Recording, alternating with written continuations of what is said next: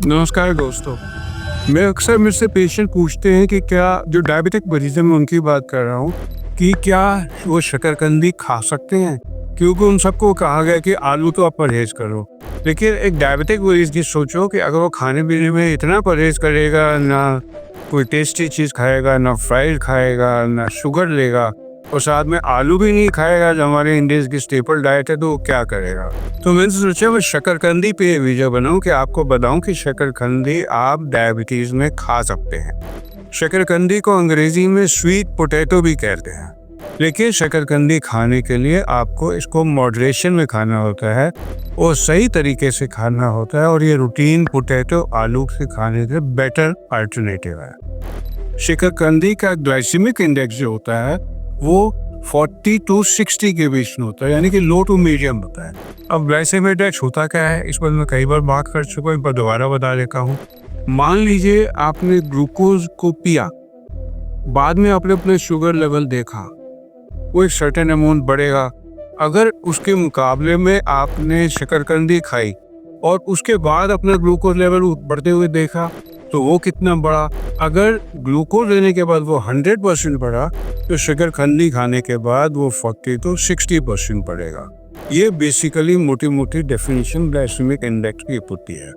तो अगर आप बॉइल्ड शकरकंदी खाएंगे तो आपका ग्लाइसेमिक इंडेक्स 44 to 60% तक बढ़ेगा।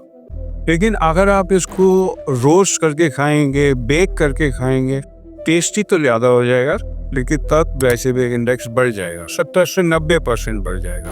एक बात मैं और आपको बता दूं, जब आप कॉर्नफ्लेक्स खाते हैं तो उसका ग्लाइसेमिक इंडेक्स भी बहुत हाई होता है, और अगर आप तली हुई शकरकंदी खाएंगे या ज़्यादा पकाई हुई खाएंगे तो ग्लाइसेमिक इंडेक्स और भी ज़्यादा बढ़ जाएगा। तो बेसिकली मैं कहना क्या चाहता था, अगर आपने शकरकंदी खानी है, टेस्ट करके खानी है, तो इसके ऊपर मसाला वगैरह लगा के खा सकते हैं, लेकिन उबाल कर खाएंगे तो आपको ग्लाइसेमिक इंडेक्स इतना नहीं बढ़ेगा और आपको फायदा देगा। अब हम बात करते हैं कि डायबिटीज़ में शकरकंदी खाने के क्या क्या फ़ायदे हो सकते हैं। एक तो मैंने आपको बताया कि भूख पूरी होगी और साथ में शुगर नहीं बढ़ेगी अगर आप बॉयल करके खाते हैं, और दूसरा फ़ायदा ये होता है कि शकरकंदी में फाइबर ज़्यादा होता है, खासकर छिलके समेत खाने पर ये शुगर को धीरे धीरे एब्जॉर्ब करता है और शुगर नहीं बढ़ती।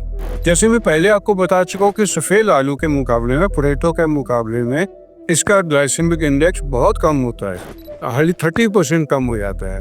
और शकरकंदी में एंटीऑक्सीडेंट्स बहुत होते हैं, विटामिन ए होता है, विटामिन सी होता है, पोटेशियम होता है, बीटा कैरोटीन होता है। इंसुलिन सेंसिटिविटी को सुधारने में ये सब बहुत मदद करते हैं, ऐसा स्टडीज में पाया गया है। तो डायबिटीज़ में आप ये किस तरीके से खाएं, आसान तरीका क्या है? मैं तो सजेस्ट करूंगा कि आप शकरकंदी खाएं, बिना गेन कॉम्प्लेक्स के खाएं और उबली हुई शकरकंदी खाएं। 100 से 150 ग्राम यानी कि एक मीडियम साइज की छिलका सहित खाएं, नमक और काली मिर्च लगाकर। बेत खाएंगे तो 80 से 100 ग्राम तक की खाएं। सलाद में कच्ची या उबली खाएंगे तो 50 से 80 ग्राम तक की खाएं, और चाट के रूप में खाएंगे तो 100 ग्राम तक खाएं, और इसको नींबू वगैरह लगाकर टेस्ट से खाएं, धीरे धीरे खाएं। आप इसको कब नहीं खाएं? अगर आपके ब्लड शुगर कंट्रोल में नहीं है, अगर आपका HbA1c 8% से ज़्यादा है, और उस कंडीशन में आप अवॉइड करें अपने ब्लड शुगर लेवल को 1-2 मिनट कंट्रोल में लाने के लिए, उसके बाद आप उसको खाएं। और अगर आप खाते हैं तो कभी भी 150 ग्राम से ऊपर ना खाएं, ये आप देख लें, क्योंकि आप ज़्यादा खाएंगे तो आपका कैलोरिक इंटेक ज़्यादा होगा। साथ में इसको चीनी के साथ, शहद के साथ, घी के साथ आप बिल्कुल नहीं खाएं। तो बेसिकली नटशेल में मैं आपको कहना क्या चाह रहा था कि डायबिटीज में आप शकरकंदी खा सकते हैं, खासकर छिलके सहित उबाल कर 100 से 150 ग्राम तक, और ये आलू से, पोटैटो से, चावल से और रोटी से बेटर अल्टरनेटिव है, बशर्ते आप इसके पोर्शन को कंट्रोल करें और केवल उबाल कर ही खाएं। अगर आप इंसुलिन ले रहे हैं या आपका ब्लड शुगर बहुत जल्दी अप एंड डाउन होता है, तो आप एक बार इसको खाकर 2 घंटे बाद अपना ब्लड शुगर चेक करके देख लें कि आपका बॉडी इसको किस तरीके से रिस्पॉन्ड करती है, क्योंकि हर इंसान के बॉडी का रिस्पॉन्स अलग हो सकता है।